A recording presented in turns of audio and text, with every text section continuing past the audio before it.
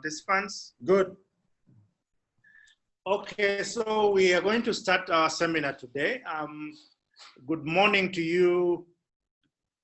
Good morning to you, ladies and gentlemen. We have 2 hours for this seminar, and these are amazing times, and none of us can say they have experience in these times. So we are making it up as we go. This is our budget breakfast, and I've been teasing John that, and I see Derek is also here, that they have conveniently avoided buying us breakfast because of COVID-19. We used to have a very sumptuous breakfast, and we used to meet and engage socially and exchange cards and all those things. But since around March, Uganda has been in lockdown, and life has to go on. So we're making do with the best to go on with the life. So yesterday, the minister, the theme of the budget was to provide a stimulus for the economy in the post-lockdown era. I am always careful about not calling it a post-COVID era, because actually the post-COVID era started in November. When the moment COVID came on the scene, that was the post-COVID era. And the fact is that COVID is going to be here for a long time. Either we find a vaccine or we get used to it. So the issue really we are grappling with is that we locked down our economies to try and understand this virus, and to also try and contain its spread. So I think so far the government has done very well in terms of managing the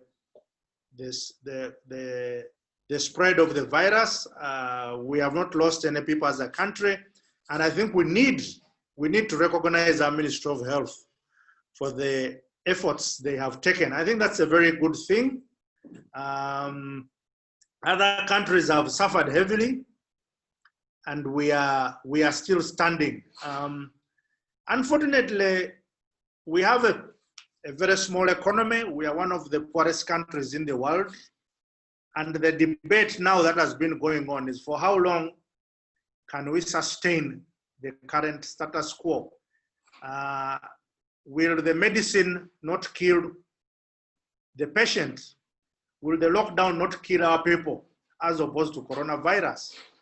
So this is where we stand, and it is under these circumstances that the minister read the budget with a theme to provide economic stimulus for job creation and economic growth.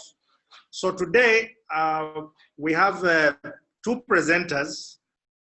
First of all, we have Mr. Ramadan Gobi, who is a senior lecturer at Makerere University Business School, who is going to do a preview of the national budget.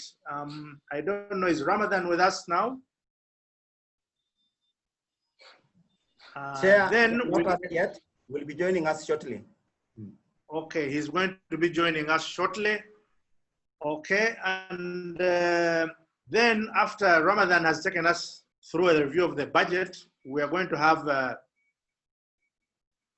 tax implications for the 2020 budget presented by Edgar Mukasa from KPMG. Edgar, you are most welcome. Edgar is a tax manager for KPMG.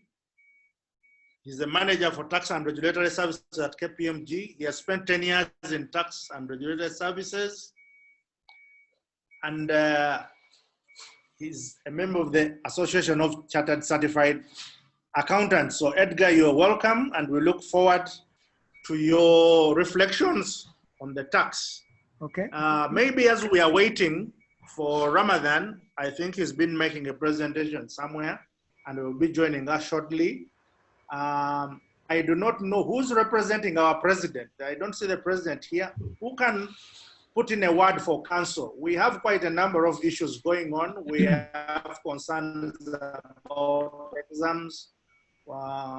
We have concerns about our activities. So can I have either Derek or a representative of council putting in a word as we wait for Ramadan to split the atom?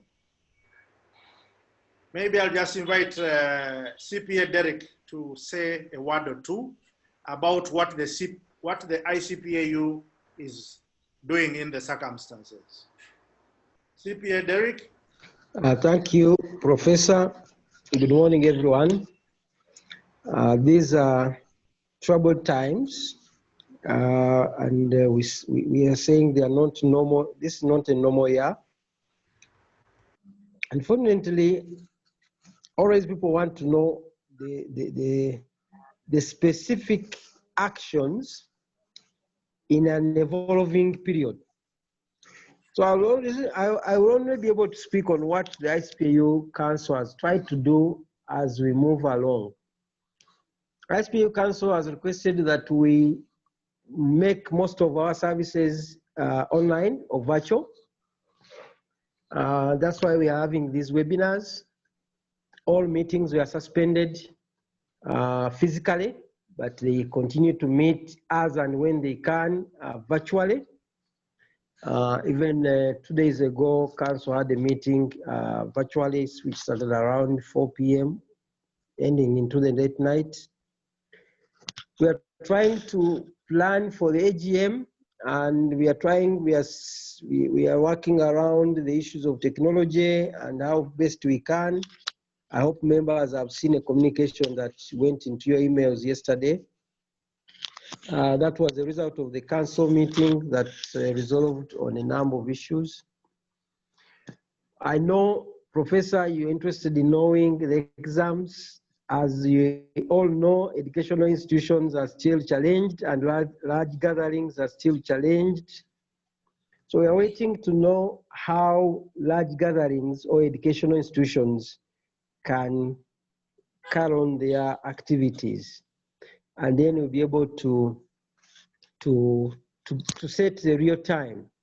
But what PAYE, Public Accountancy Examinations Board, did was to extend the deadlines for registration for those who are going to sit exams for the first session. The board has already declared that it will not be possible to hold 3 sessions. We are going in for 2 sessions.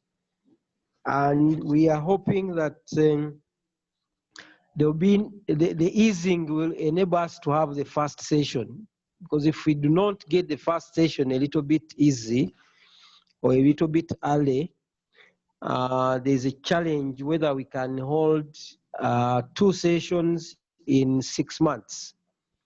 If that is possible, we'll be able to do so, but we are worried that we are like the time the way it is moving, it's as if there will be a challenge on a second session.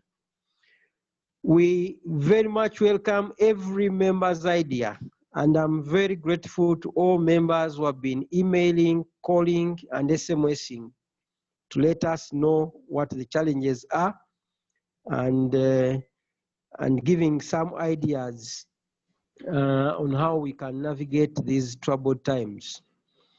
Professor, I think that can work for now. I'll be happy to answer specific questions because it is later. It's very hard to know. Okay. Yes, later on. It's very hard to know what members would like to hear. Right. Okay, thank you very much. So we want to start our webinar today with the substantive business, and I want to find out from the hosts. John, has our keynote speaker arrived? Has Ramadan joined? Okay, if Ramadan has not joined, he's trying to join. He's trying to join. Okay, so we will give him a few minutes. Members, participants, You can always type a message in the chat or a query or whatever in the chat. There's a chat there, and we will try and deal with it. Then there's a function for questions and answers. So you will type your questions there, and then we will pick them and pass them on to the speakers for today. Ramadan is an economist and senior lecturer at Makerere University Business School, and Edgar Mukasa is tax manager for the last 10 years at KPMG. These are our two keynote speakers. So we are waiting for Ramadan to take us through the budget. I did participate in the conversation about the budget yesterday with New Vision, but since I am not one of the keynote speakers and I'm simply a moderator, I would not like to bias you by giving you my thoughts. So I'm really waiting for Ramadan to take us through how Honorable Matia Kasaija expects to make the economy fly again, because last year he said the economy is sweet. So now we want it to do sweet again. So let me know when Ramadan has joined.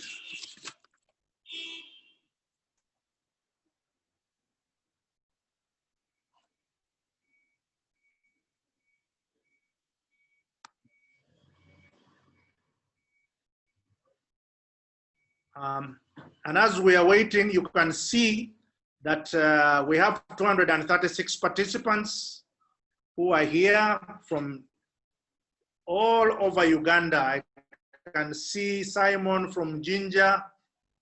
Please let us know where you are.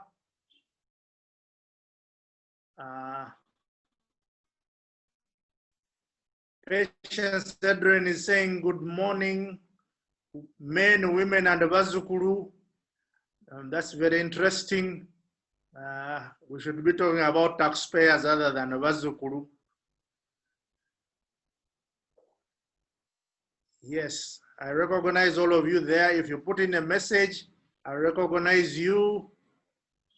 Quite a number of people. There's Pius there, there's John Damulira, Susan Chamanywa, Patience Akurot,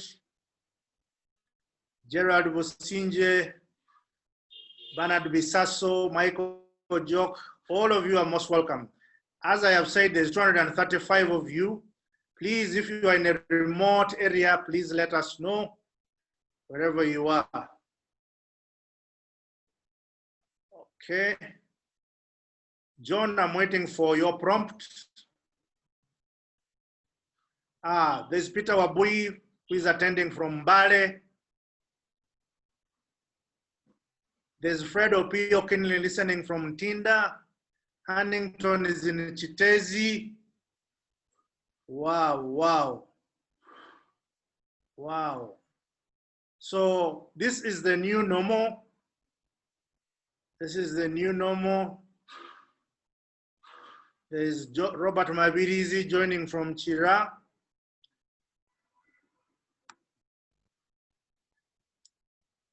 Okay. Wow. Michael Tumusime in Fort Portal.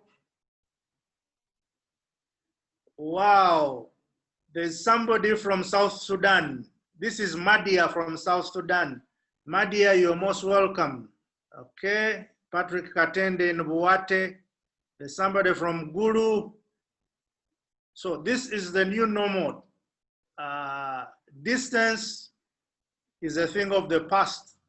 There's Sarah Katamba from Bugema University. Welcome. There's somebody from Namutumba there, Mukisa Joffrey. Fantastic, fantastic, fantastic.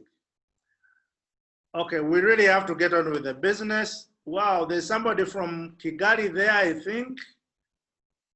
There's somebody from Vienna College. There's Jimmy Mchunguzi from Rwanda tuning in. You're most welcome. There's somebody from Mutaleja, Abu Agwawo. You're all most welcome. Okay, since we are still waiting for Since we're still waiting for Ramadan, I think we better start with the presentation from Edgar on the tax implications of the budget. So Edgar, please, can you start? And if you have a presentation, you can ask John Tangare to help you share it. Please, let's get started. We will get Ramadan to join us.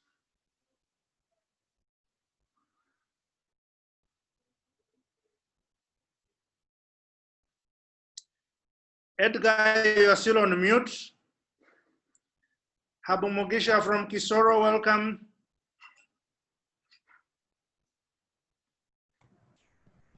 Okay, thank you, Professor Samuel. I have shared. Put a full screen. Okay. Yeah. Okay, so thank you. All right, so thank you, Professor Samuel, for this opportunity to take members of the ICPA through the tax amendments that came with the budget that was read yesterday.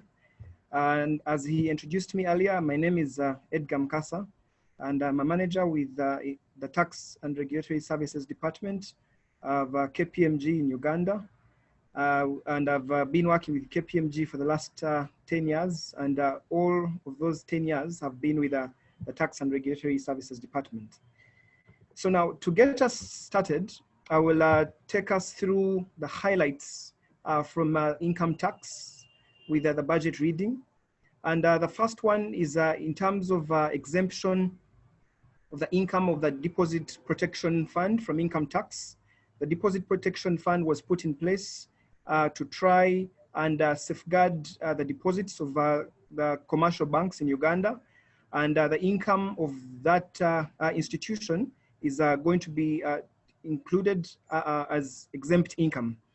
Then secondly, previously we've not had in the law, whereas it was a requirement to have the withholding tax returns being filed by the 15th day of the end of every month, there was no requirement of that in the law. And this is an amendment that has been proposed such that, of course, that would imply that there would be penalties in the event that the returns have not been filed by the due date, which will be the 15th. And the other aspect from an income tax perspective, there's been an ongoing debate, especially with the URA for the longest time, about insurance agents, whereby URA was regarding them, or the treatment that was being given was that they were actually being considered to be employees of those insurance companies. And there was a case that was decided last year, which has brought about this amendment to the effect that instead of pay as you earn, then the implication would be 10% withholding tax. And this is also the same for advertising agents. Now, from income tax also, the Islamic Development Bank has been proposed to be included as a listed institution. And that would mean that the income of the Islamic Development Bank would be exempt from income tax if this amendment has been passed into law, effective 1st of July, 2020. The other aspect is the requirement of TCCs for passenger or freight transport providers before renewal of operational licenses. And the TCC is a requirement by URA to track taxpayers that have been carrying out business without complying. Of course, we all know that the only way in which you can be able to obtain a TCC from the URA is if you've been able to take care of all your tax obligations for the respective year of income. The other aspect is that the deductibility of expenses on purchases made from an e-invoicing designated supplier. So a list of suppliers is going to be issued who are expected to be issuing e-invoices. And this amendment to the Income Tax Act then will be to the effect that for expenses incurred by a person who is who has an e-invoicing system and is expected to use that system, to the extent that you as their customer obtain an invoice other than an e-invoice, then those expenses would not be taken as tax allowable. Then finally, there is the declaration of qualifying income and expenditure by operators or investors. And this is to the effect that they're trying to include some exemptions for people, both non-resident and residents, that are investing into Uganda, which I'll highlight in more detail as we go along. Now, in line with that same aspect, in terms of exemption of income tax on qualifying investors, the first aspect is to note is that qualifying investors will include those that are operating in free zones or industrial parks, or any other persons outside the free zones who can satisfy the conditions under the law. And I will take you through the conditions as we go along. Now, the conditions for this exemption is that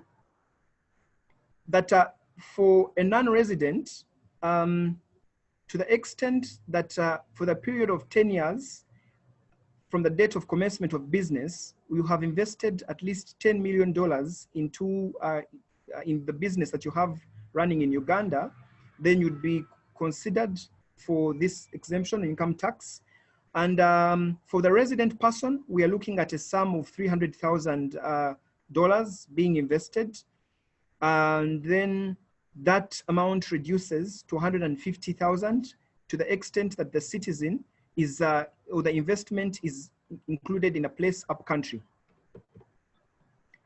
Now, the other important aspect though is that for this exemption for income tax to apply, then the expectation is that at least 70% of the materials that are used in the business should be locally sourced. And then also at least from the employees of that business, 70% of the employees should be citizens of Uganda. And it's also expected that the wage bill, at least 70% of the wage bill should be relating to Ugandan residents. Now, the bill also includes a formula for determining of the qualifying income and expenditure.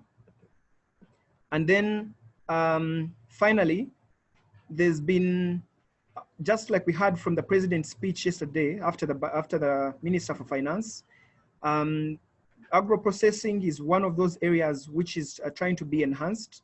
And as such, agro-processing and manufacturing or assembling of medical appliances and medical sundries for pharmaceuticals and building materials, those are some of the aspects where an emphasis is being put from the budget that has been read for the year 2020-2021. Now, the other aspect that is interesting that comes in is that for the small businesses, as provided for under Section 4.5 of the Income Tax Act, is that there's new rates, or I would say separate rates, that are being introduced or proposed to be introduced for small businesses. And the other part which I found very interesting is that these have been included under those with records and those without records.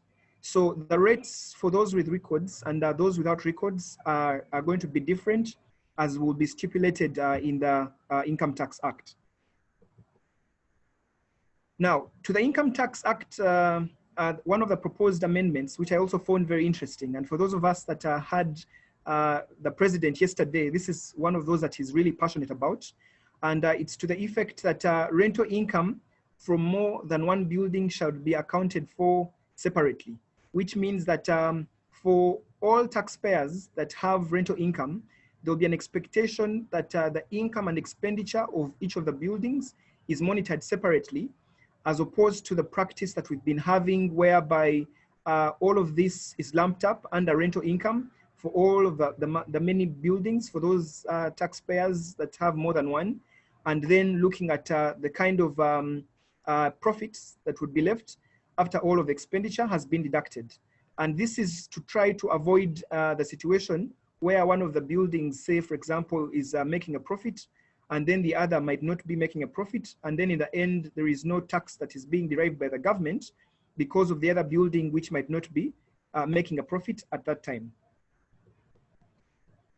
Now, from a VAT perspective, one of the key changes that are coming in is in regards to registration for VAT And as we heard from the president, of course, there is quite an emphasis and promotion that is being put on manufacturing.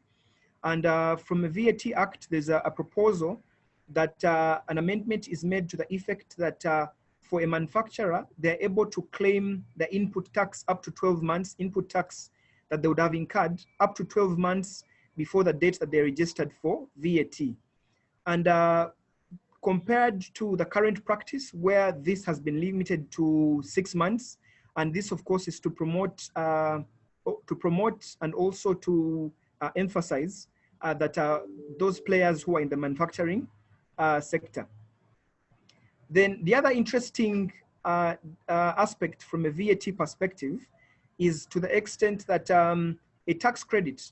Now for taxpayers who are registered for VAT, who then are allowed to claim input tax that they incur on purchases, to the extent that purchases are being made from a person who is expected to use the e-invoicing system, then the input tax will only be allowed to be claimed to the extent that the invoice that has been issued using the e-invoicing system. So of course, once the list of these taxpayers have been issued, then it's important that we take note to ensure that we only obtain e-invoices or receipts such that we are then able to claim the VAT in that regard. Then from a VAT perspective, also to the extent that the Islamic Development Bank has proposed in the law is included under the list of listed institutions, then this would make them exempt from VAT. Then one of the aspects which have also come in, driven by COVID, is that the bill also proposes to exempt a number of medical related goods and raw materials which are used in the manufacture of those goods from VAT. Now, to continue, the number of, just like the president highlighted, is that there is some emphasis or promotion that is being put onto the agricultural sector.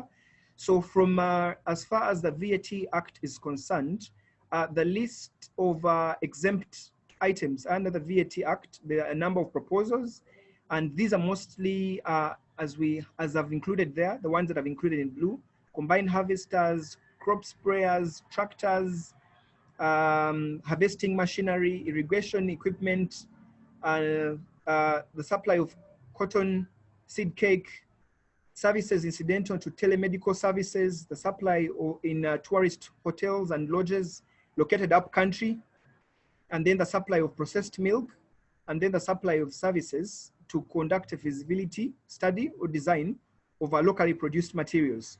Of course, the last item is to the extent that there is an emphasis of the government that as much as possible, the products which can be manufactured within the country are manufactured within the country, such that to a large extent, we try to reduce on the imports that are coming into the country. So that is the theme, or in line with the theme of the budget that was read this year. Those are some of the amendments which are being made to the VAT Act to include these under exempt supplies. From excise duty perspective, there is a proposal to move undenatured spirits from the locally produced raw materials. And for the year 2019-20 has been excise duty 60% or 2,000 per liter. And this is being reduced to 60% or 1,500 per liter, whichever is higher, to try to promote especially the sanitizers being made locally. Then also fruit and vegetable juice, except juice made from at least 30% of plum.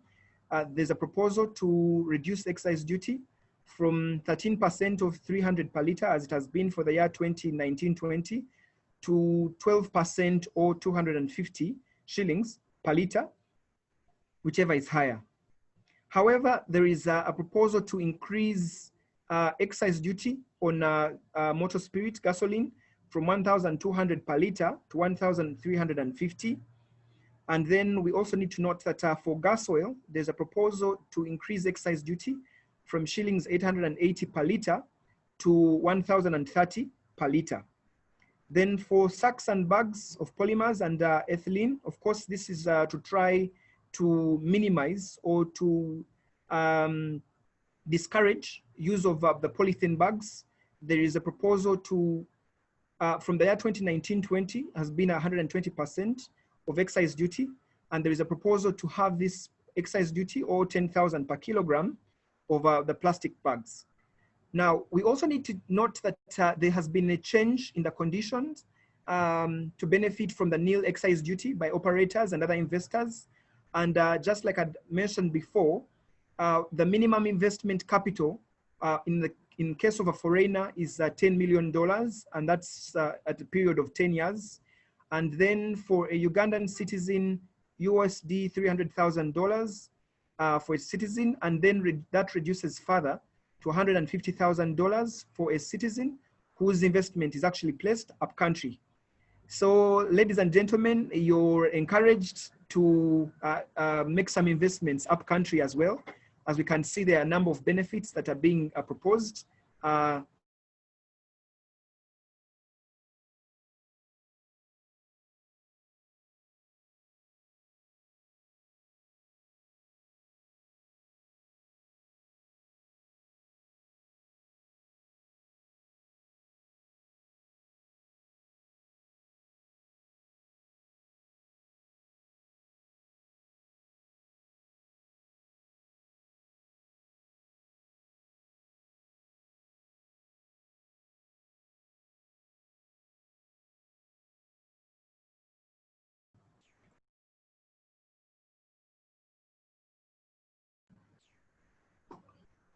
Oh, sorry, I think I'd lost you there. So I was saying that there's been a proposal to for the inclusion of tires, footwear, mattresses, and toothpaste business to the list of businesses that are exempted from excise duty if the other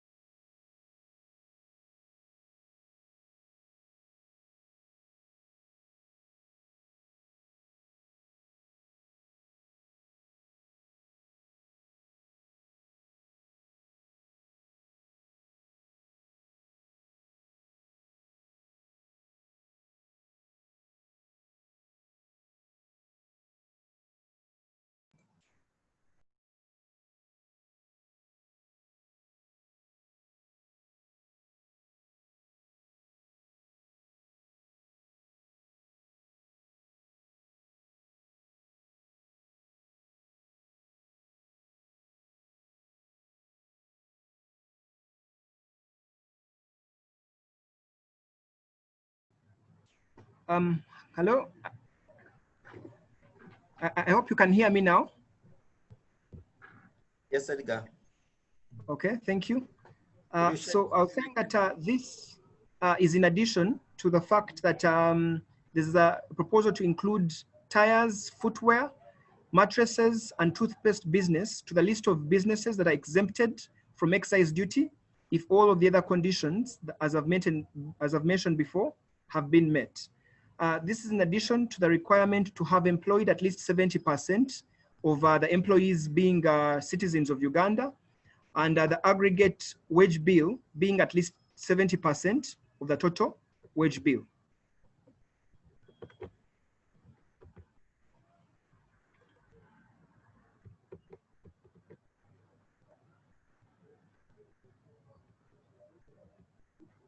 Okay, now from a stamp duty perspective, there is a proposal.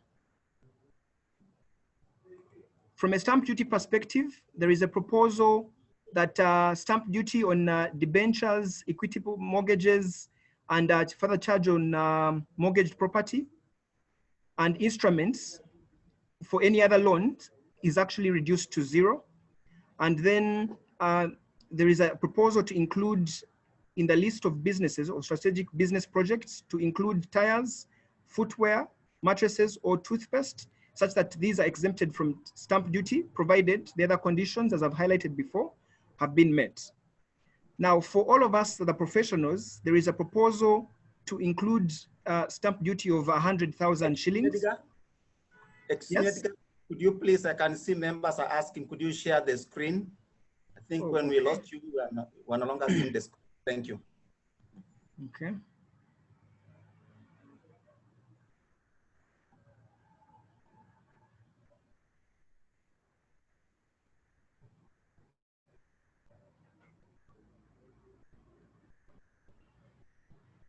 Okay, I hope it's now visible.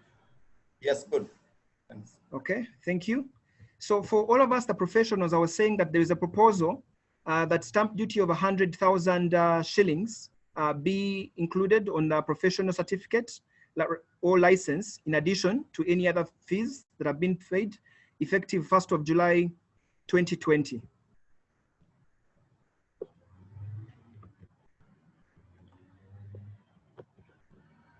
Okay. Now, in addition, there's the requirement to there's a requirement in terms of stamp duty for investors. The minimum investment of the 10 million, the minimum investment of the $10 million for a citizen, and for a foreigner, and USD 300,000 in case of a citizen, which, as I had highlighted earlier, reduces to 150,000 for a citizen whose investment is placed up country. And this also includes the provision that at least 70% of the employees are citizens, and also the wage bill of that business is at least 70% for the residents. Now, as we all note that for the budget speech that was read yesterday, a lot of people have been calling it the COVID budget. And of course, there are quite a number of proposed adjustments or changes to the Income Tax Act and the other acts which come in line with the COVID challenge that we've had. And these, if passed, will also come into effect from 1st of July, 2020. And these amendments were particularly put in place to try to address cash flow challenges that have been faced by taxpayers affected by the pandemic, and then also to exempt certain medical related goods and their raw materials from VAT and excise duty in order to make them more affordable. And the most interesting one is the waiver of interest and penalties for the voluntary disclosures, as I'll mention as we go along. Now, from an income tax perspective, the first interesting amendment that was proposed is that all of the gifts that were made to the government of Uganda for those entities during this COVID times. You have 5 minutes left. Okay, thank you. I'm wrapping up. So one of the interesting proposals that has been made is that a gift that has been made to the government of Uganda will be included as an allowable deduction during this year. And then secondly, the VAT Act has specifically being proposed to amend to exclude some medical items that are used in the prevention and spread of the COVID-19 pandemic, including the disposable face masks, medical boots, medical and other equipment. Then from the excise duty perspective, there is a proposal to reduce the excise duty on locally and denatured spirits from 60% or 2,000 per liter to nil, such that it's more affordable to manufacture the sanitizers locally. And then there is also an amendment that has been proposed to defer all the taxes to September 20 for the period April to June of 2020. Then there is a proposal to amend, there's a proposal to waive interest for the period 1st of July to June 2020, to waive the interest as long as the payments have been made by September of 2020. Then for all of taxpayers, there's a proposal that there's a waiver of interest for unpaid taxes before 30th of June to the extent that this taxpayer makes a voluntary disclosure to the URA.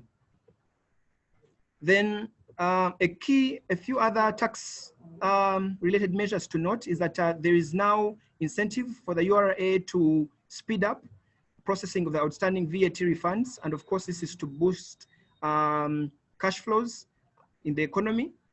Then in addition, the increase on import duties for products that can be locally made from to 60% and some others to 35% from 25% as it has been. Then there is also a rollout of digital tax stamps to expand the products that are covered to deter under declaration and production for importation. And then in addition, what we should also expect is that the list of the designated withholding tax agents is going to be expanded further in order to widen the tax base. Also, in line with the amendment that was proposed from 1st of July 2019, the list of the list of the designated withholding VAT agents is also going to be issued, such that a VAT at a rate of 6% is deducted by those agents.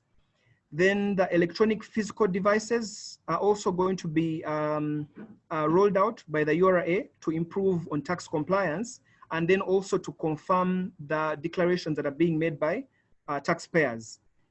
Then for rental income, there's going to be increased monitoring, at least as far as the proposed amendments are concerned, increased monitoring to ensure that much more is being collected from rental income as a country.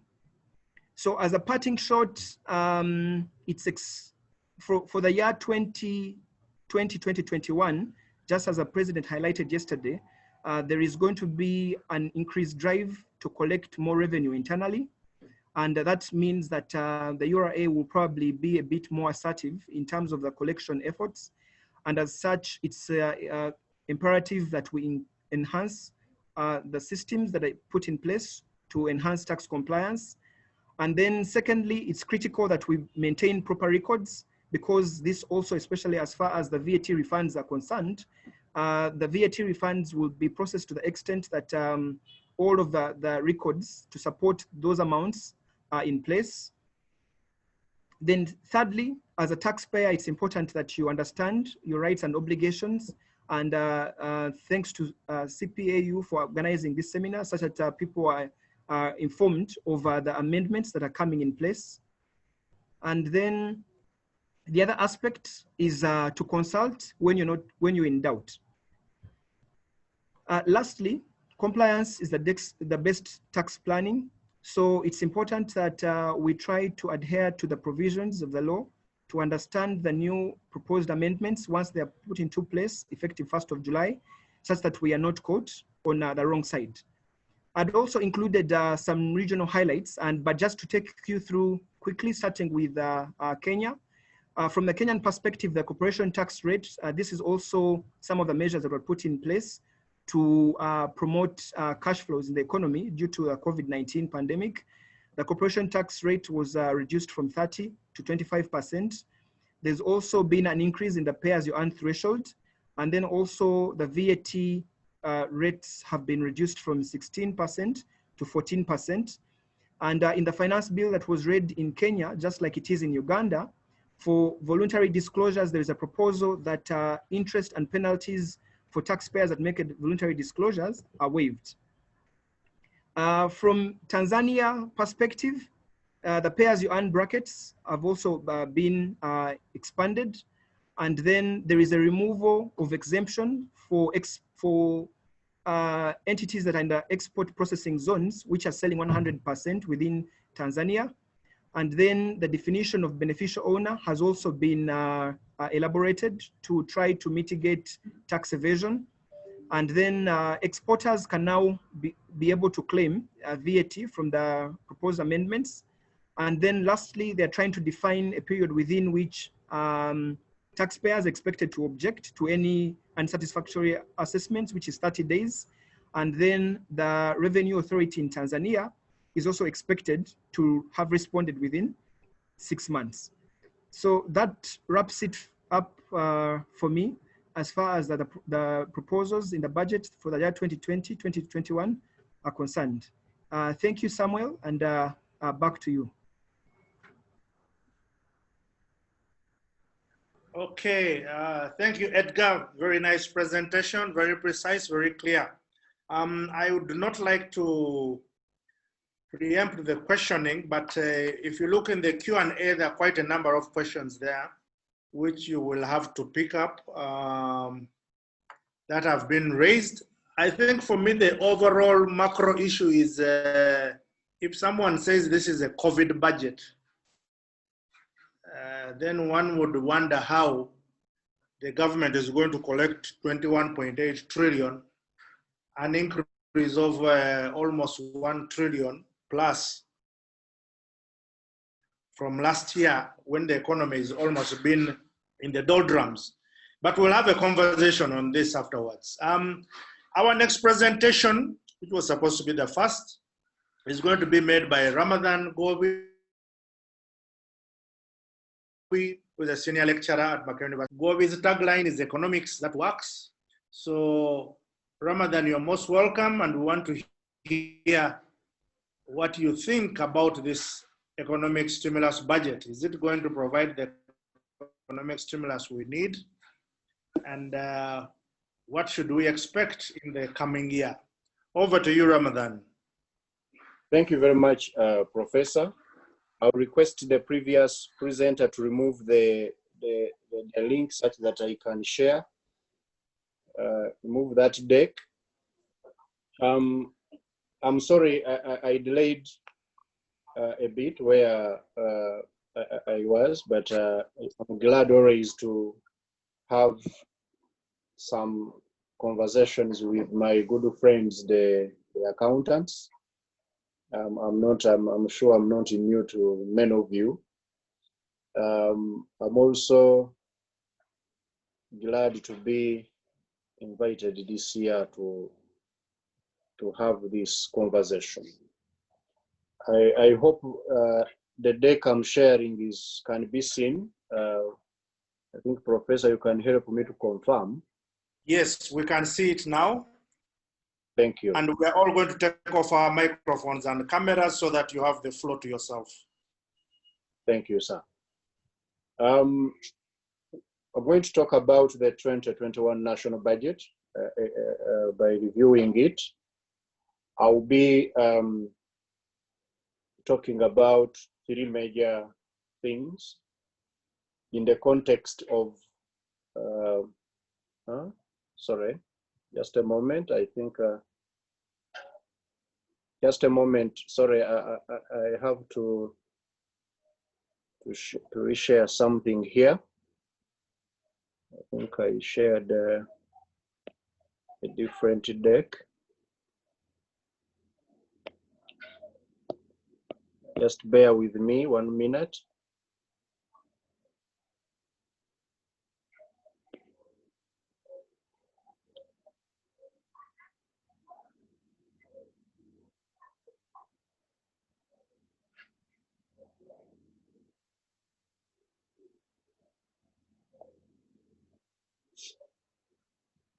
Bear with me just in a minute, I would have sorted it.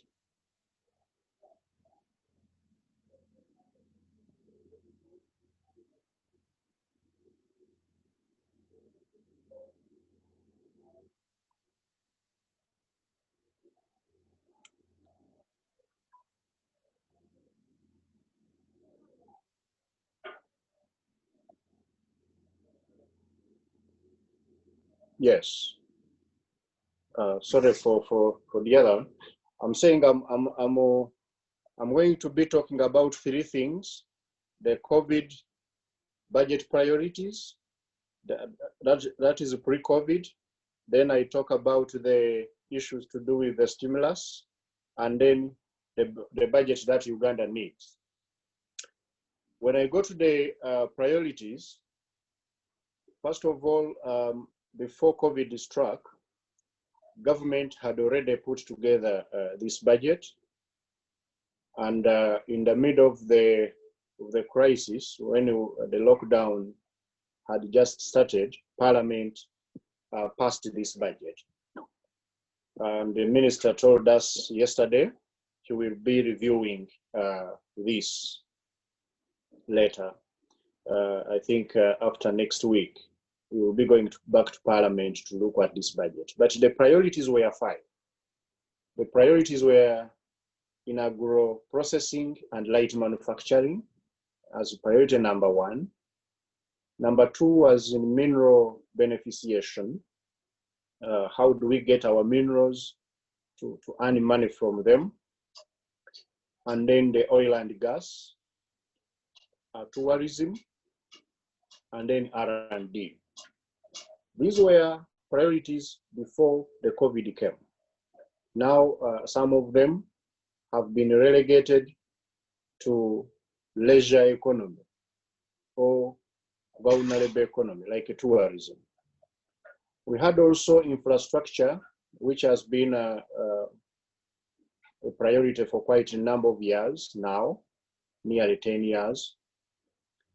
And in this case, this particular year, coming year, the government wanted to put emphasis on the rural economic infrastructure so that we can be able to propel the local economic development policy for those people in local governments and rural areas to be able to take advantage of this infrastructure which government has been building. So they wanted to go into those community access roads and the feeder roads which drive the productivity and production in agriculture.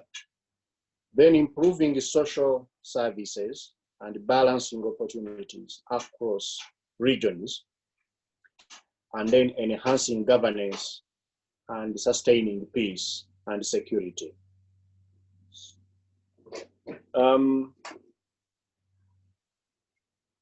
When you look at this budget, I summarize it in this slide here. Those are the 19 sectors which we have in Uganda and how they have been allocated money for next year. The one I circle with the blue, those are the weight sectors, the weight ministries, the ministries which are traditionally, at least under the NDP period, have been getting the lion's share of the budget.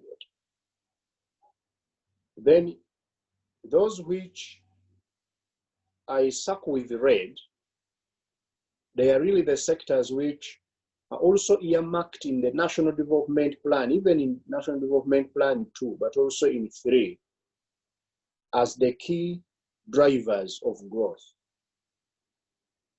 Sectors like tourism, sectors like industry, ICT, bring science and innovation. When they talk of these killer motors and so on,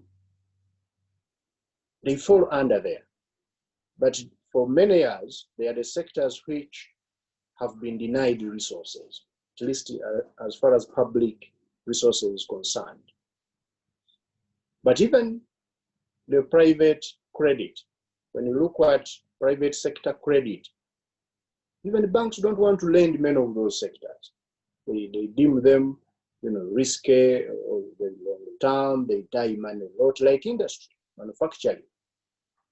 Then what I rub with, I circle with the green. Those are the sectors which take money to the people of Uganda. The sectors through which if government wanted to take money to people, especially in the rural areas where 76% of the population resides, those are the sectors, and that is agriculture and local government. They are also in the middle there. They are not so much denied money, but at the same time, they are not among those which are prioritized in the budgeting. So that is how the budget looks like. In my view, this pre-COVID budget was a template which we have been running with. It did not even pretend to put itself in line with the National Development Plan 3, because National Development Plan 3 lies around the green and the red. They want to industrialize, import substitute, agro industry, want to invest in people, and social development and so on, but the money is still concentrated in the observables and also in running government. The resource envelope for next year was given by the minister. I can summarize it here. Domestic resources, we expect a total of 25 trillion shillings. Actually 25.6 trillion shillings, constituting about 67% of the total budget this year. It has slightly reduced as far as proportion or the share of the domestic resources, the total resource envelope is concerned. Last year it was 70%, now it is 67%. Of these, URA, as already you have mentioned, is expected to collect 21 trillion shillings, but around the 20 point something, about 53% of the revenue. And then the external resources, they are also indicated, constituting 33% of the resource envelope, about 12.4 trillion shillings, of which you find budget support constitutes around 8%. The big chunk of it is project support, which are mainly loans. We're going to borrow over 7.8 trillion shillings, and then the grants are quite low now, about just 1.6 trillion for projects, and almost nothing as far as budget support is concerned. So we need to know that foreigners no longer want to give us money as grants. We are now mainly borrowing. So whenever you hear that word donor, it's one of the most misused words in Uganda. We no longer have donations. Most of the so-called donor-funded projects are actually loans which Ugandans will pay for in the future.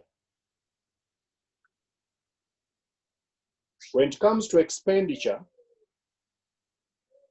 our recurrent budget is now higher than the development budget. Recurrent expenditure is going to take 52% of the budget, which is 19.8 trillion shillings, while the development expenditure has been allocated 18 trillion, or 48% of the budget. And in each of these, you'll find that, for example, in the recurrent expenditure, the wage bill of Uganda has increased in absolute terms to 5 trillion shillings, but in proportionate to the budget, it has slightly reduced from 14% to 13%, because this is an amorphous budget which has been bloated by a number of expenditures which already you are aware of. Security has jumped by 2 trillion shillings. Then interest payment is also quite high, now constituting 11% of the budget at 4 trillion shillings. Then we have the external financing, about 9 trillion. It's also quite huge. But now we have domestic arrears, have amortization, we have domestic debt refinancing, debt rollover. Government, instead of paying off the principal, they roll it over and they continue paying the interest. And it is quite a massive amount of money now. In the future, if we have to pay, we are forced to pay, it has accumulated. But most of this money is mainly for workers, actually. It is lent to government by NSSF. Now, there is something which Professor commented on. Where is this money going to come from? We have seen in the tax. Because COVID could paralyze one fiscal hand. Government has two hands. It has the hand which gives and the hand which takes. The one which gives, at this point in time, every Ugandan is looking at that hand, because they want to get support or help or relief from government, and yet that hand cannot give. Okay, it can if it borrows, but usually it gives when it has taken away from us. But now, from us whom it wants to take from, we are also in a very bad shape. We want more from them. So a number of tax policy measures which are in the budget, which were put under this highly anticipated domestic revenue mobilization strategy, a strategy which I really subscribe with, because I think we need to re-strategize on how we collect tax in Uganda. There are few people who are paying tax, and they are paying a lot. And then there are a lot of leakages in the tax system, under declarations, failure to, get some sectors to this, and also a lot of tax godfathers here and there. Now, that strategy had anticipated that they are going to implement a number of things, a number of taxes, but key of them I wanted to highlight here is rental income, and the president commented about it yesterday. A lot of hope was put in rental income, but now with COVID, there is a very big challenge in that area, because most of the businesses are broke, and even landlords are finding it difficult to collect their own rent. And with COVID also, some businesses are scaling down on office space and so on. So you might find that people are now working remotely. But even if they were working in buildings, it's going to be difficult to get money from people to pay that rental income. Alternative minimum tax. This was brought to, get those who have been very good at declaring losses. Since a business started 10 years down the road, someone is declaring losses. They thought they were going now to start getting some tax from the turnover, but now almost everybody is in loss, so it's going to be quite difficult. Then new taxes for SMEs, the number of taxes which had been brought in to especially incentivize the small and medium enterprises to pay. Those that are formal, you formalize, you keep books of accounts, you keep your records, you pay less tax than those that are not formalized.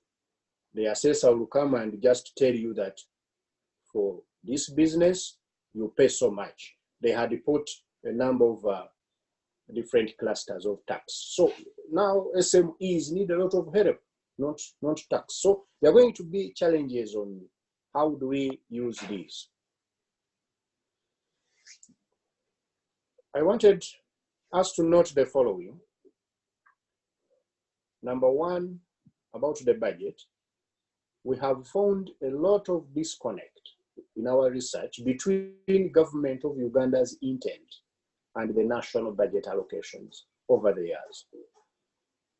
They talk of one thing, that these are the priorities, and this is our theme. Those things of the theme have become irrelevant, have become, just a ritual that a budget must have a theme. For the last 4 years, our theme has been industrialization for job creation.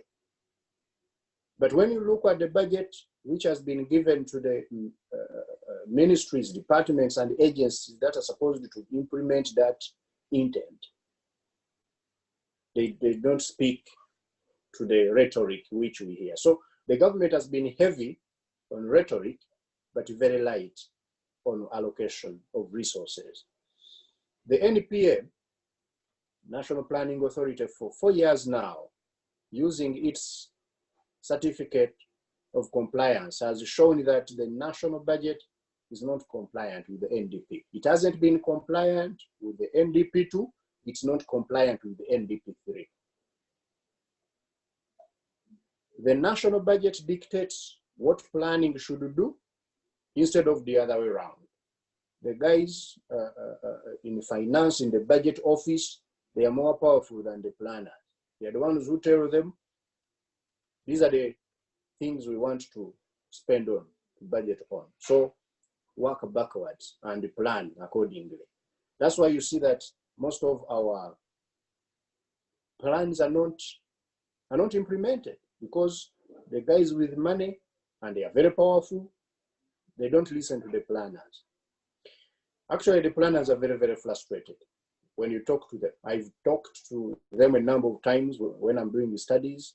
Our planners at NPA, they are just now doing a job. They are not enthusiastic at all because their plans are not adhered to. Yeah, they are very good plans, some of them. They could be having some weaknesses, like sometimes they are over ambitious, like I've said, but these are things which we need to harmonize, beginning with NDP3. There is also no reliable relationship between the budget framework paper of Uganda, which we call MTEF, and the approved budget, the one which you saw the minister reading, and then they revised the approved budget. He told us they are going to revise it, but even in the past, when they revised, there was no relationship between the BFP, the approved budget, the revised approved budget. Sometimes they call them supplementary budgets. Then they release the budget, the money which the Secretary to the Treasury releases, then disbursement. There is no relationship between how much Mr. Keith Mhakanis has released and how much has been disbursed. And then expenditure. And then results. We have done this research under my own leadership, and it's amazing. We did one study in the roads sector. We have done one in water and environment. We have done several of them in agriculture. And I want to tell you, if you look at these figures, like a road, they will say in the BFP, some 50 billion will be used to compensate people to construct the roads. Then within the approved budget, they give them 4. The budgeted 50, they approve 4. Then they revise, they give them 140.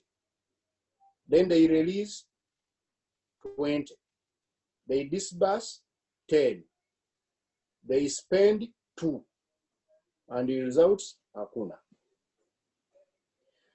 We also found that money-consuming ministries, departments, and agencies have continued to receive more money than production-facilitating MDAs. Those which are very good at consuming money, politicians and civil servants, things like allowances, consultancies, entertainment, travel, buying vehicles, and so on. Those ones have continued to receive. Those agencies which have a lot of those expenses have received a lot of, when you look at the other budget we highlighted, before you find those public sector management, public administration, legislature, parliament, you find they are getting more money than the sectors which are supposed to create jobs for Ugandans. And lastly, that's why we think that vigilant reallocations of the budget is needed to enable government to save and redirect resources towards development. I come now to the COVID economic response in terms of the fiscal stimulus. The minister yesterday summarized this stimulus, but I've had the opportunity to be part of a team which is trying to think through this. And interestingly, I was hired through London. Someone left us here, went to London, then the people in London came back and hired us from here. Now, when you look at the first item of capitalization of UDB, UDB is planned to receive about 1,045 billion. And in this particular financial year, which is going to end, they have already been advanced 562 billion. They have it, that one. They're going to get new money in 2021, about 483 billion. Then Kampala Industrial Business Park is also going to be developed further, Namamve, with 996 billion, mainly to build the infrastructure and the power lines. Then funding power transmission to other industrial parks, about 792 billion. That is very good effort to really finance the import substitution and industrialization of Uganda, in my view. Then COVID health-related expenditure, that one we know. They made supplementary to the Ministry of Health to fight COVID. They are going to get extra 538 billion on top of what they had budgeted them as part of the stimulus year to help them continue fighting the COVID. For the recurrent expenditure on COVID, there's no need for mention. It's not so much of a fiscal stimulus, but boosting agricultural production and productivity, 300 billion. NADS will get more money to buy seeds so that people can get more seedlings and other inputs to produce more food. I know there have been challenges with Operation Wealth Creation, but I think this COVID also came to remind Ugandans that sometimes maybe we are more noisy than reality, because I think Uganda has been saved by food now. This economy would be in tatters if we didn't have food. Food has helped the inflation to stay low despite the disruption in supply. You know, the main driver of inflation in Uganda is food. I know it has been mainly on account of good weather, but also the farmers for the first time have been getting some money from government through those operations with creation, giving them a few inputs. Additional support is going to go to these youth and women fund. They are given 256 billion. You know, this is also by coincidence, or I don't know whether coincidence, an election year, and you know, youth and women, they are very good median voters. So those funds will give them some money. They have gotten additional new money through what they are calling a myoga.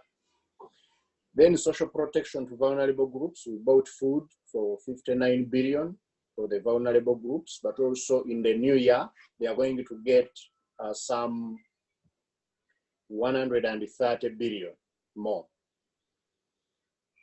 Then capitalization of UDC, my institution, finally, they are capitalizing it with about 138 billion to also support the private sector, because some of the businesses which are going to be struggling may actually get equity from UDC to stay afloat.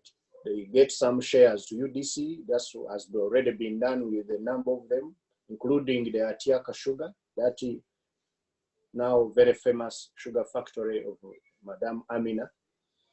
It was saved by UDC, and now it's one of the very promising project, and that model can work if UDC is capitalized. Then credit through circles, 94 billion, and lastly, support to Uganda Industrial Research Institute on that machine kind of program they have to train Ugandans skills on machines. Then there are those temporary tax relief also, which have been given. I think the guy who came before me on the tax talked about, but this one is under also the stimulus. They are going to expedite payment of outstanding VAT refunds at a tune of 120.5 billion. Defer payment of payee for manufacturing, for culture, and tourism. Only 3 sectors qualify, 65.6 billion. They're going to waive interest on tax arrears, which will cost 50 billion. Delay payment of corporation tax by 3 months, 12.5 billion. And also delay payment of presumptive tax for corporations and SMEs. The total tax relief measures are going to cost a total of about 250 billion. One comment I wanted to make quickly is that everybody is rightly so saying we should put more money in agriculture, but the question should be, where in agriculture do you put this money in order to get higher multiplier effect? Now, we made analysis of the money which is already in the budget and found that 49%, nearly half of that money is in production. And this has been the culture. We pump money in production. The next item is enabling environment, giving money to my youth to write policies and guidelines, meetings. Then we have research, 21%, narrow, and in agreed. Then processing is only 2%, adding value. And then marketing, only 5%. So we produce, and then we realize there's no market. When in Kenya, 3 times you are beat with your milk, and the milk farmer suffers a lot. Starts to sell milk at 200 shillings a litre because we are not investing in the agencies which are supposed to market these agro produce. So there's need to change that loop-sided investment in the sector. Then the budget, which in my view Uganda needs right now. First, the story of Uganda is summarized with 4 major things. Uganda has the largest rural population in East Africa at 76%. Every time you find 10 Ugandans walking on the road, 8 of them reside in rural areas where there is no electricity. They get to bed at around 7 p.m. and they start producing children. Informal sector in Uganda accounts for 51% of GDP. So this GDP we are talking about is produced by the informal guys, these border guys with despite 51%. Of the 138 trillion shillings which Uganda produced last year, 75 trillion were produced informally, and only 63 trillion were produced by the formal businesses. Only 23% of Ugandans on average have access to electricity. So about every time you find 10 Ugandans, only 2 have electricity. 8 other people are in darkness. Incomplete demographic transition. Uganda has the 3rd lowest death rate in the region. Ugandans are no longer dying a lot. Yet the birth rate has remained the highest. Ugandans are producing more children than anybody else in the region. So, having known where we are, you look at also the contribution of GDP. Now here I bring some empirics. Our GDP is produced, first of all, within sector. There has been changes in output per worker within sectors.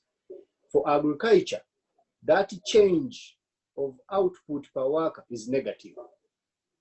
Meaning what? That each worker, each farmer is now adding less value to agriculture. Each extra farmer who joins agriculture, who's that one? Either someone who's born and they grow, you know, in Uganda, whoever grows up and gets about 8 years, they give you a hoe of your size and they go to the garden. So agriculture is not adding value to the GDP. It's actually taking value because it is negative. The other rest of the economy in terms of monetary economy, they are supporting the agriculture. When you look at contribution of changes in employment, how does a sector contribute to changes in employment within the economy? Agriculture is negative, huge negative sign, meaning productivity is very low there. Agriculture is not creating decent jobs. It's actually destroying the decent jobs. Industry, same. Industry is also negative, meaning most of the people who are working in industry, they are unskilled and working in informal environment. And the overall is also negative. When you come to the last one, contribution of intersectoral shifts, how do those shifts from one sector to another, like someone moving from agriculture to industry or industry to agriculture, contribute to GDP? And as far as industry is concerned, it is negative, meaning that the people who have joined the industry do not add value to the industry. They are taking away value. They are not trained, they are unskilled, and they are also working in an informal environment. That's what that empirical data shows you. And it is what I explained here. Uganda's growth is driven mainly by productivity growth within sectors, with the movement between sectors undermining growth. That's why you see people stuck in agriculture, because there are no other sectors to absorb them. Whenever they try to go, they have to bounce back. The services sector has been the largest contributor to economic growth, but those services have been due to rising worker productivity within the sector and not structural change. Structural change has contributed only 18% of Uganda's GDP growth. Only 18%. It has been due to structural change. People moving from one sector to another, and they add more value where they have gone. Only 18%. Workers are shifting from other sectors to agriculture, leading to a decline in the productivity in agriculture.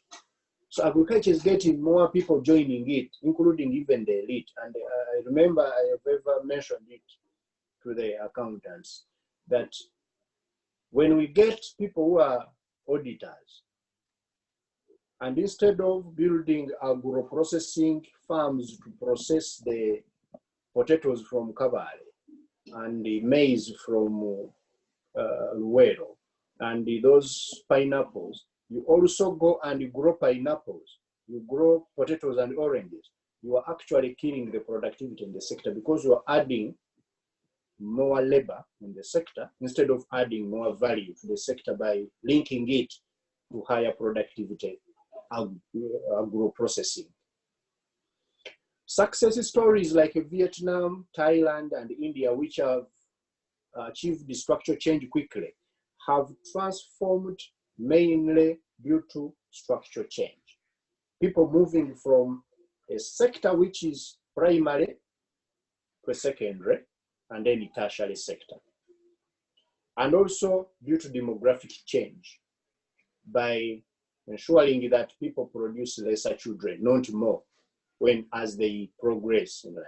In Uganda, we think having more children is also a sign of being a great man or wonderful woman. So the COVID-adjusted budget, therefore, in my view, should, first of all, invest in sectors that will encourage structural change towards high productivity sectors and jobs. It doesn't require a lot of, rocket science. We need to find money and put it in agro-industry to pull these younger people who are plowing the same small piece of land their father used to plow alone. Now they are 8 and they are all plowing in the same piece, so that some of them can go into industry. Invest in also manufacturing, light manufacturing, invest in mineral beneficiation, and invest in these sectors which now we are calling vulnerable economy. That's where the economy is. This shock is there, okay, but the future is for actually those vulnerable economy, because that's where the modern economy is. Invest in technological upgrading to achieve productivity growth within sectors, irrigation and fertilizer, industrial upgrading and digitization. We need to employ industrial policy that takes explicit account of job quality and quantity. We need to create jobs by government deliberately getting money and put it in areas where private sector has found it difficult to go. That's what industrial policy is about. We need also to invest in improved education quality and training. All of these other things we are doing might not succeed if we do not put money in what matters most, education. And in this case, education quality. You know, they say education is the only proven opportunity equalizer. If you want all of the people of Uganda to have opportunity, any opportunity in this world, of whether in real economy or vulnerable economy or wherever, education is the key. We need also to ensure that this budget is concerned with the micro level picture, not necessarily macro level transformations. I know the minister yesterday told us that the economy has been robust and resilient, but we need to look at the people, because the people are the economy. Many people are falling under poverty. These days I get messages where people I thought were quite solid are asking for 10,000 shillings to help them. And that shows you the status of the economy. We need to invest to reverse the premature deindustrialization. Uganda has failed to industrialize, and even the smaller industries we used to have had died. The good thing is now we are at least preaching to the converts. It seems the government is converted, at least rhetorically. Now we are waiting to see whether it is converted in terms of allocation of resources to pursue these things.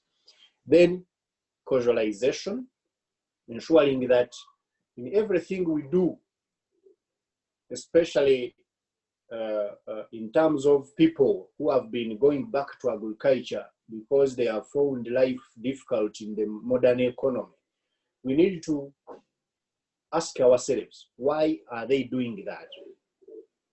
And invest in those things which we find. The research will help us here.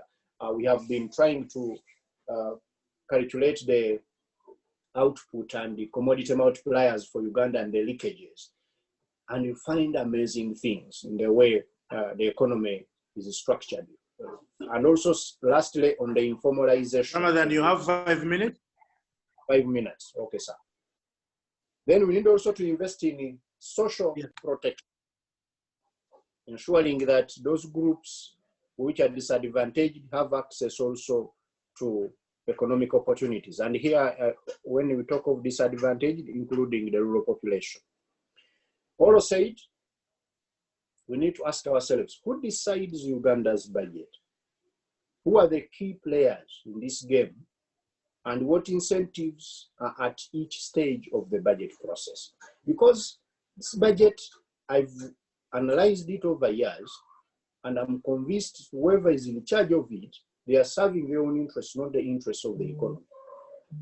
And also, we need to ask ourselves, what are the rules of engagement between the players and then the actual practices that shape the budget? And in other words, we need to answer the question, what is the political economy of Uganda's budget? These questions need to be answered on a good day. Finally, we did a research recently asking the question, why is Uganda very poor at implementation? Because everybody is talking about this.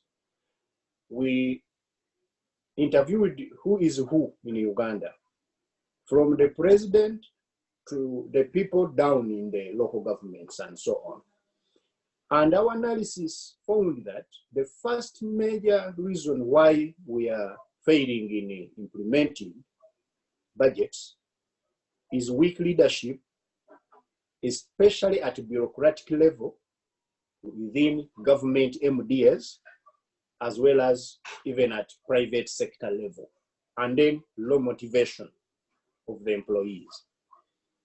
The second one if you go by that, you can see it is pointing somewhere at poor planning and budgeting discipline, which already I've talked about. Then the third one was corruption, which we know very well. And the fourth one, long, bureaucratic, and corrupt procurement cycle of Uganda, among others, as you see them there. They will share the slides. The future, they are telling us that controlling the pandemic will take at least 3 months, depending on the effectiveness of the lockdown. The first one. Recovery will most likely stretch to 18 months. That's nearly 2 years, depending on the health and economic measures taken during the control phase, and also the stimulus.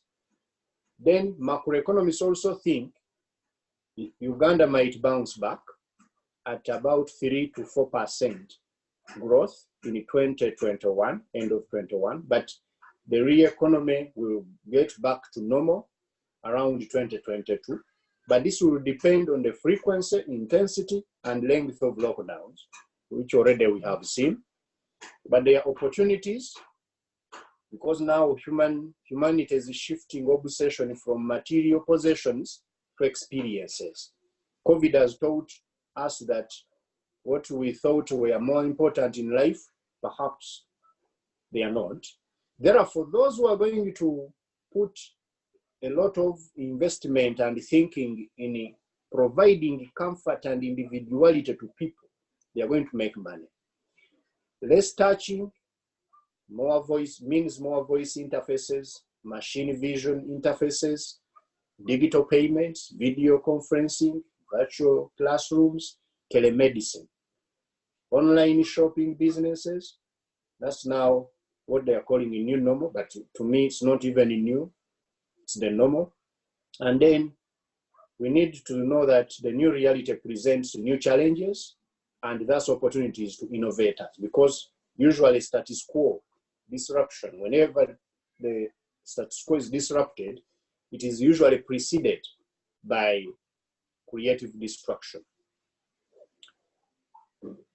I learned recently from Professor Suruma that someone does not require a torch to see the sun. And I think this is a time when we shouldn't be preaching to anyone, whether in the Ministry of Finance or in the Bank of Uganda or in a business, that we need to change the way we do things. COVID has changed us. Thank you very much, Mr. Moderator. Okay, thank you, Ramadan. Wow, that was very interesting from both of you. When you look at the tax situation and when you look at the budget, and I think that emphasizes the point that I have been making, that the budget does not seem to reflect the post-lockdown realities. So I think we're running late, and we are going to go straight into questions. So I'm going to get a number of questions. There's a poll going, but that one is being run by John. I am going to focus on the questions that have been asked. There are questions that have been asked for Mr. Gobi, and those asked for Edgar. So I think one of the things that has been said all the way is, please share the slides. That one will be done. That one will be done by ICPAU. If you have registered, you will get a copy of the presentations. We have them. Okay, question for Mr. Gobi from Fred Ahimbesiwe. What fundamental factors are responsible for the agriculture sector's negative contribution to productivity? Please explain this.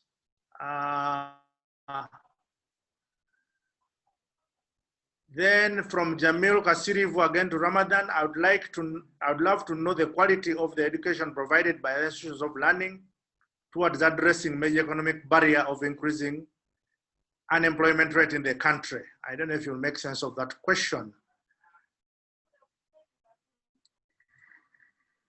Then there's a question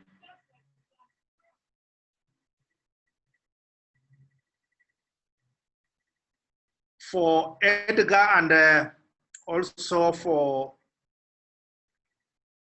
Ramadan. You can come in. Thank you for your presentations. What do you think would be the impact on achievement of revenue targets as a result of the curfew if this was to remain until the end of the year, and change in administration at URA? So both of you can respond to that. Then there's a question again for Ramadan. What approach will the government take to transform the informal sector to formal sector so that those who are operating in the informal sector can enjoy the new capitalization of UDB? Edgar, please clarify on the pay-as-you-earn holiday. From Dennis Lagamoy to Ramadan, from the sources of revenue to our budget, we are not being given the breakdown of the important revenue sources, such as how much is coming from minerals or royalties. Can you elaborate on this one? Again to Ramadan, with the reduction of development expenditure, how is this going to affect the achievement of the sustainable development goals of Uganda by 2030? Edgar, how do companies implement the e-receipt system? Edgar, I read somewhere that they are planning to bring back 1% withholding tax on agricultural supplies. Is this still standing? There's a question of pay as you earn that I think that has been raised. Peter Wabui asks about the 20% NSSF, but I think we shall skip that. That is not for this forum.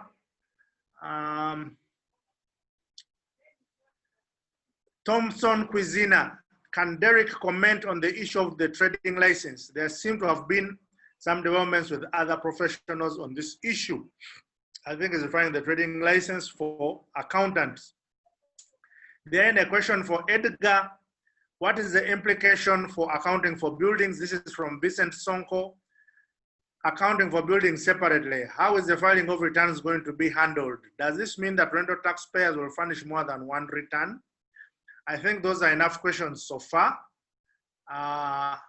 So I will invite Edgar to start the responses for the questions that relate to him, and then I will invite Ramadan to answer the others that have been put to him. Okay, over to you, Edgar. Okay, thank you very much, Professor. Now, in regards to I think I'll start with pay as you earn. Yeah? Now, one of the questions that I noted in the chat was about the impact that this would have. And what I wanted to clarify, there was someone who said that there's been some miscommunication that was going around the media that the staff should not be deducted. Now, the pay as you earn is only being deferred. It is not being waived, which also means that, for example, if you're paying your employee 1 million shillings, the expectation is that for the month of April, you will deduct, say, 150,000. You will also deduct 150,000 for May and for June. However, in terms of remitting that, because pay as you earn is due for remittance by the 15th of the following month, which means that for April should have been paid in May, for May should have been paid in June, and for June should have been paid in July. What the government is saying is that for those particular 3 months, you can pay that pay as you earn all together by the 30th of September. So please ensure that this pay as you earn is deducted, because if you pay to your employees the entire sum without deducting the pay as you earn, then you'd be exposed either as an organization or company, or in essence would mean that that pay as you earn would have to be forked out by the respective institution. So I have something I want you to elaborate on that question. Yes. Is the government not kicking the can down the road? You assuming that companies paid salaries, it assumes that companies created value, which companies did not do. Now, this same applies to the government, situation applies to the government, it also applies to the banks. The banks are saying, we know you did not work, but we are going to reschedule your interest payments. So the financial institutions and the government are both kicking the can down the road. They are not, the problem doesn't go away. So what is your response to that? Okay, I would say, and that's also in line with Ramadan's presentation, the government has made an assumption that in about 3 months, and that's the 3 months window that we've been given, that the respective entities will recover within the 3 months, because now come June, you're able to start to operate. So you're operating in June, you're operating in July, you're operating in August. Then from the buffer that you would have generated in those 3 months, that's why they're saying we'll give you June, July, August to operate. And we are assuming, okay, there's a big assumption there, like Ramadan mentioned, that you will have recovered, which means that September, you would have some cash flows that would have been generated, which then can be utilized to take advantage or to take care of the other obligations that you had for these other months where we have given you or where there was no operations going on. So yes, for April, for May, for June, not much was happening, but we are going to allow you June, July, and August to recover. And then come end of September, which will be like the 4th month, then you're able to give unto Caesar what belongs to Caesar.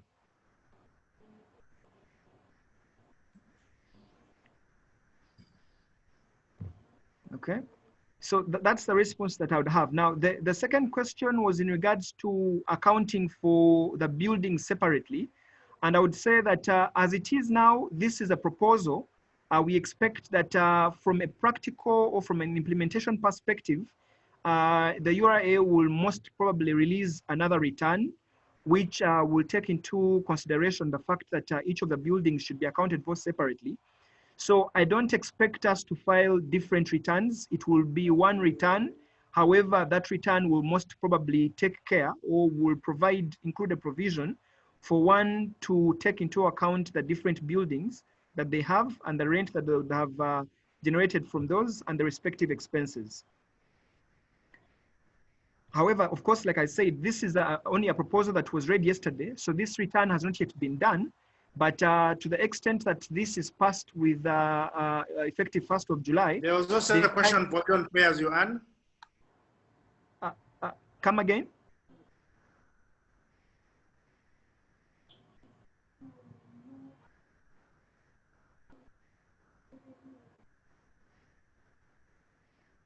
Okay. There's a question for you on pay as you earn. But let me know when you're done with your questions. Okay, yes, I'm trying to go through all of them. Now, for the e-invoicing, the same way the Minister for Finance be issuing a list of designated withholding taxations, similar list will be issued with those taxpayers using this e-invoicing. Although what I can mention for now is that I know that for the year which is ending June of 2020, some trials are being especially in the manufacturing sector, as to how this e-invoicing can work. So at this moment, I would say what we can do for now, just the same way we expect to have a list of designated VAT withholding agents being issued, a list of entities that are also will be using the e-invoices will be issued at the same time, such that these are known, and then those for the invoices that are issued will be expected to be issued the respective e-invoices. Now, regarding the agriculture withholding tax 1% on agricultural supplies, this had been proposed for the year 20, actually because from the year 2018-19 had been revoked. For the year 2018-19 was 1% rather. Then for the year 2019-20, this was revoked. So for the year 1920, the year that is ending 30th of June, that 1% is not applicable. This proposal was included for the year 2020-2021. However, what we know is that this has also not been passed in the parliament. So I would say at the moment, the status remains for the agricultural supplies, which means that there is currently no obligation for the withholding tax of the 1% that was previously applied.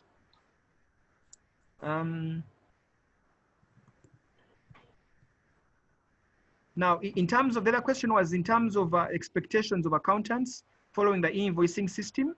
The expectation of accountants is that once that list of the designated suppliers has been issued, then you as an accountant, it's expected that you will only accept invoices that have been issued through the e-invoicing system. Because on the downside, to the extent that the invoice that is issued by, let's say, KPMG, which in case KPMG has been included on the list, if you obtain an invoice that is not coming through the e-invoicing system, then the VAT on that invoice would not be claimable. So I would say the obligation will come in the same way we take note of the designated withholding tax agents. The obligation will come in at that point, such that to the extent that you're obtaining supplies from those entities, then you should have obtained e-invoices or e-invoices. Then there's a question about changes on the rates for pay-as-you-earn.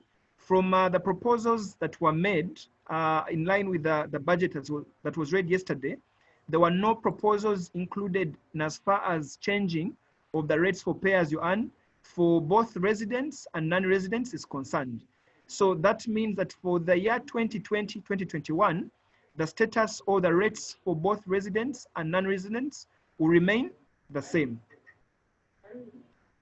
Now, the other question was how the deferment of the pay helps employees. I'm afraid the deferment of pay-as-you-earn doesn't help employees because actually it's expected that when your employer is paying the employee, then they will deduct that pay-as-you-earn. The only aspect that comes in is that your employer will be expected to pay it by 30th of September. So I would say the benefit is mostly to the employers in the short term to help with their cash flows.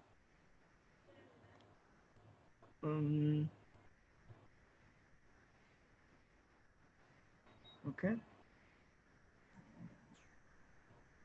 Now, the other question about the impact of achievement of revenue targets as a result of the curfew, well, which is expected to remain until the end of the year. Well, yes, of course, the curfew is expected to remain.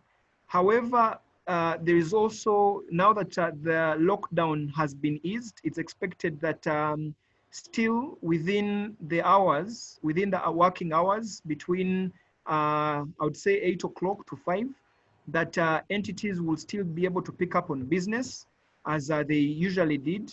And then ultimately at the end of the day, will be able to deliver what they need to deliver on.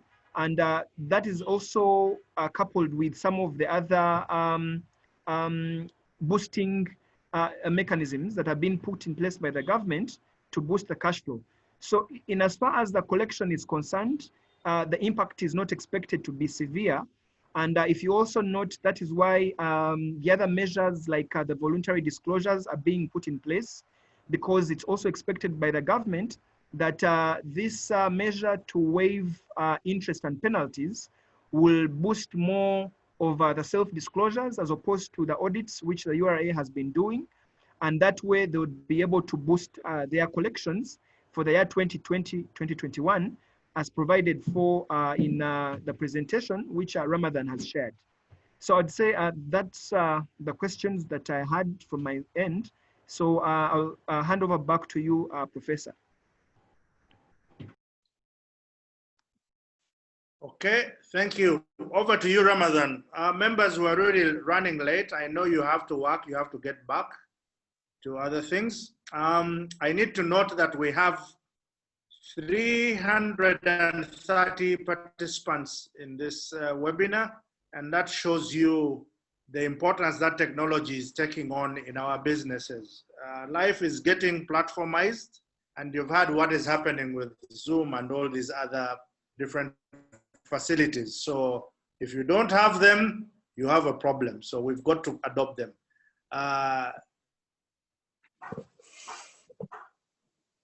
Ramadan, over to you. You have quite a number of questions, and I will try and give you about 10 minutes to summarize this. Thank you, sir. The first one. Ramadan. Yes, I am. Are you hearing me? Yes, we can hear you. Yes, I was saying that stopping where my predecessor has starting where he has stopped, the revenue targets due to curfew and changes at URA.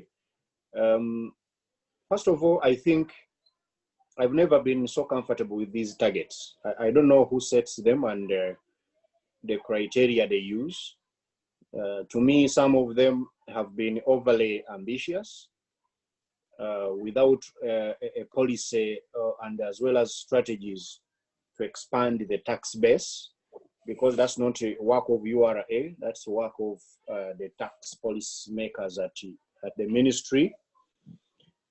And I won't be surprised if these targets are not met, definitely, especially now that another challenge has come in. But even if it didn't, I was already uncomfortable with the that proportion they wanted to collect almost from the same people. Then the approach to transform informal economy so that it can enjoy the capitalization from UDB. I think everybody is really concerned with that. You know, for the first time, maybe COVID came to highlight the significance and the plight at the same time of the informal operators and SMEs, because they seem not to have powerful lobbyists like other sectors, like manufacturers, like, you know, these other big corporations which have the private sector foundation, Uganda and others. Who speaks for the informal economy? I don't know. So again, I don't think the money in UDB will reach them, because first of all, it's even ring-fenced for import substitution, mainly in agro-industry and manufacturing. But UDB, I understand they have been trying also to think how they can propose to government an emergency kind of fund to be for UDB to be a conduit of such a fund, and then they use apex institutions like the MFIs, like these small banks which mainly target the informal and the SMEs, the Pride Microfinance of this world, the Finca, and so on, so that also these kind of SMEs can get money through their groups, those circles, even WhatsApp groups. I think it's time we formalized it. We found a way of leveraging WhatsApp groups as a way of reaching especially women and youth, to be able to really invest in them, and they get also some stimulus. Agriculture, you talked of agriculture. I didn't get fully the question, but I understand. I assume you were meaning how it can be made to perform better. Why is it adding a negative contribution? That was the question. Oh, you remember your empirical data which you presented? Yeah. Yes. Of course, there are a host of factors, but the big or the fundamental ones, the fundamental reason to me is the fact that agriculture is over-relying on nature in Uganda, and good luck. Ours is rain-fed, pest-infested agriculture. And in most cases, when farmers run out of options, or whenever they are hit by challenges, they resort to God. You find a farmer going to church instead of answering them with the science. So I think I heard someone mentioning about the diminishing returns to scale in the sector. I think you are right on that front. There are too many people in a sector that largely depends on a fixed factor whose quality diminishes over time, and that is land. So many Ugandans have got stuck in agriculture, subsistence agriculture. So that's why you see it's negative, because there are so many people producing very little. I saw the president celebrating 7 million bags of coffee. Well, fine, we have gotten some more coffee, but produced by how many people?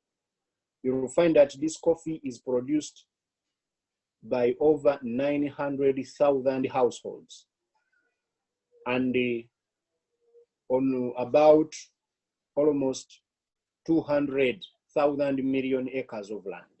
Now, when you work out the math and you see the productivity levels there, they will be so low. And those ones are relying on nature for both growing and also processing coffee, sun drying. Then there is a question on the reduction of development expenditure. Yes, I think this is a wartime budget. And in wartime, the first thing which goes through the window is logic. You look at survival. And I was talking to finance the other day that we need to avoid some sporadic kind of decision making and also spending. But also you understand why some of these longer term programs like SDGs have been thrown out of the window. But you will find that actually COVID might help us to address the binding constraints to longer term development, because it has refocused not only Uganda but the world on what actually matters most, and this is people. So I see a lot of now rhetoric everywhere on how investment should be directed towards people. So I think this is a short-term challenge which will come with now, of course, expenditure in security rising. You know, the budget for security jumped up by over 2 trillion shillings from what they received last year. All these have bloated the recurrent expenditure. Then the last question was on the quality of education, I think, at higher institutions of learning where I teach. Why do you want to start with the higher institutions of learning? So you start with UPE. That's where university students come from. The ones we teach at university come from UPE. But I know you are talking of also the curriculum at higher institution. You are talking of the other quality kind of determinants, like the number of students per lecturer or per teacher, the kind of materials they use, the quality of libraries and now laboratories, ICT and so on. Uganda has a very long way to go to achieve quality education. We need to invest per capita almost something like 200,000 shillings more to get education, you know, of quality. But now when we are investing 3,000 shillings a term per child in UPE, you know, if you pretend to invest in education, the teachers will pretend to teach, the students will pretend to learn, and you will end up with a full, you know, pretense at every level. And that's the challenge we are having. The investment is very low. Right now, kids at home, we are stuck. We don't know how we are going to deal with them. Elsewhere, kids are learning online in other countries. They will open up schools just for kids to go and do their exams. Others have finished exams and but for us, we are stuck. So the quality is poor across board. Thank you very much, Prof. Yes, thank you very much. I think we've run out of time. One of the other things that we really have to learn in the post-lockdown era, in the post-COVID era, is that we must run things on time. So we will have to close at this point in time. I want to thank all of you who have attended. Unfortunately, we were not able to answer all these questions, but we are going to close like this. One, I'm going to ask Edgar from KPMG to make his closing remark, the thing that he wants you to take away. Then I'll invite Ramadan to also make his closing remark, the thing that he wants you to take away. I'm giving each of you 3 minutes.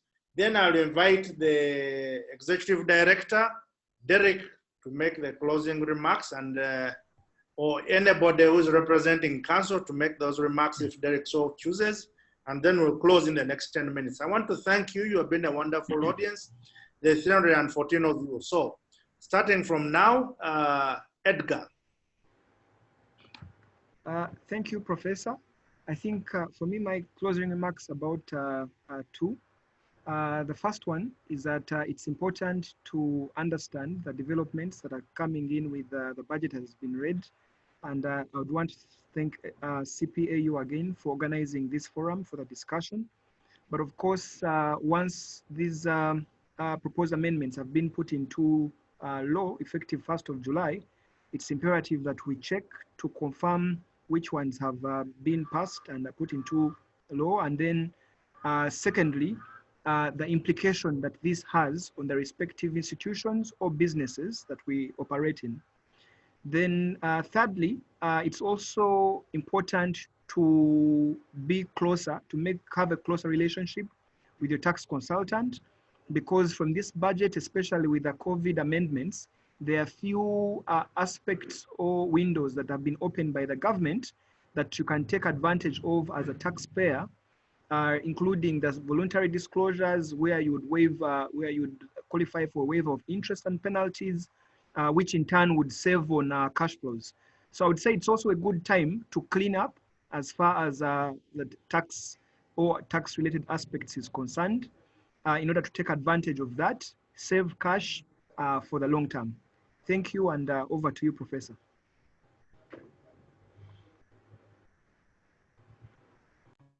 Okay, Ramadan, your closing remarks.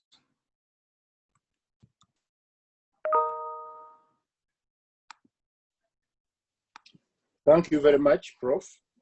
Thank you very much, my good friends, the accountants, the CPAs, everywhere you are, for always looking out for me. And it's always a pleasure to have these conversations with you.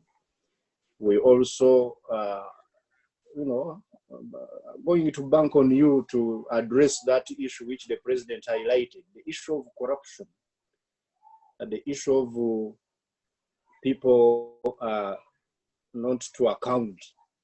And everywhere, it's a disease everywhere, in government, in private sector, but mainly in government. I know the Auditor General has written a lot of reports, and they are not addressed. I can see Professor has some money.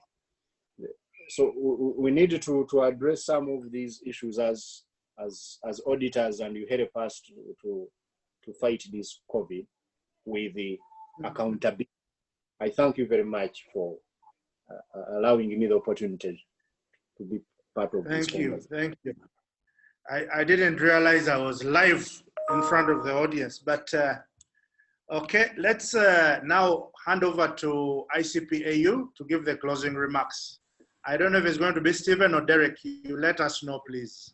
But we want to thank the ICPAU for organizing this. And please remember, you qualify for 2 hours of CPD. Over to you, ICPAU. Professor. Thank you, Professor. It will be me. I want to spare Stephen his time, having provided his resources as KPMG to give us wonderful presentation.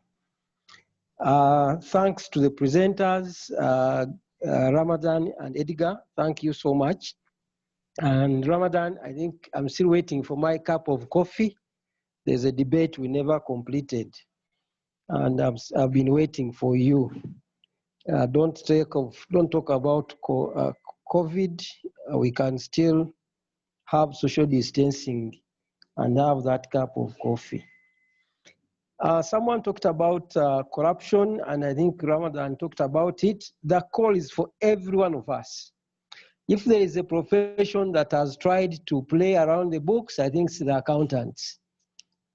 And we are calling upon everyone else, the economists and every other person, really to join the fight, but also to see the will from the authorities, the will to fight corruption.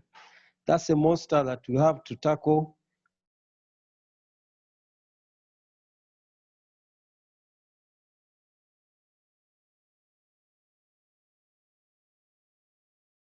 All of us.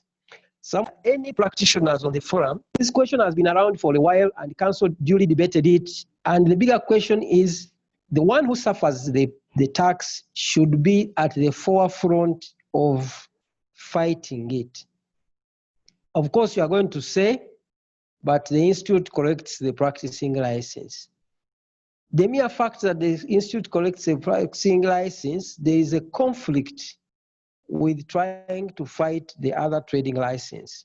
The advice we got from the lawyer is that the practitioners should take on the suit. The institute can join later as an interested party, but not the institute to do so.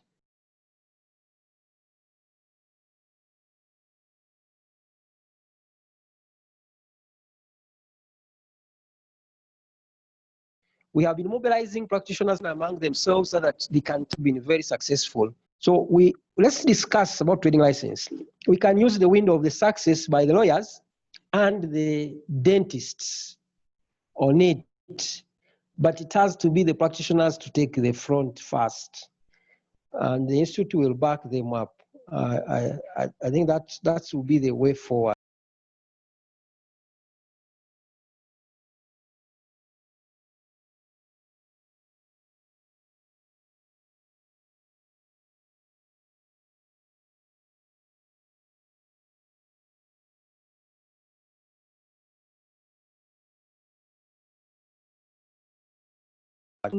And attend for every free webinar the council will put forward for us, and be able to serve our members, serve the publics in public interest.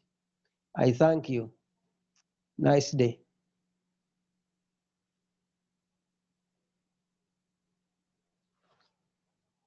Thank you very much, Derek. This brings us to the end of this